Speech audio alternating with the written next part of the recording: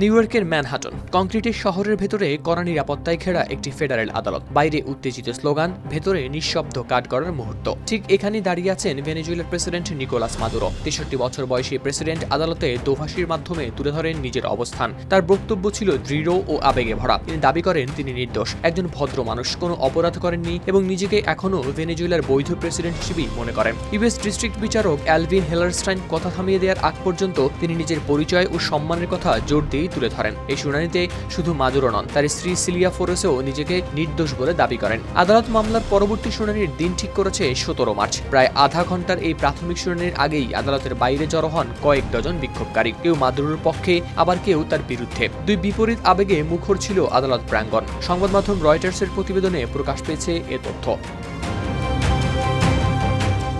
এই নাটকীয় দিনে শুরু হয়েছিল ৫ জানুয়ারির স্থানীয় সময় সকাল ৭টার কিছু পরে। ব্রুকলিনের একটি আটক কেন্দ্র থেকে সশস্ত্র পাহারায় মাদুরো ও তার স্ত্রীকে তোলা হয় হেলিকপ্টারে। আকাশপথে তাদের আনা হয় ম্যানহাটনে। দুপুর ঠিক ১২টায় শুরু হয় প্রাথমিক শুনানি।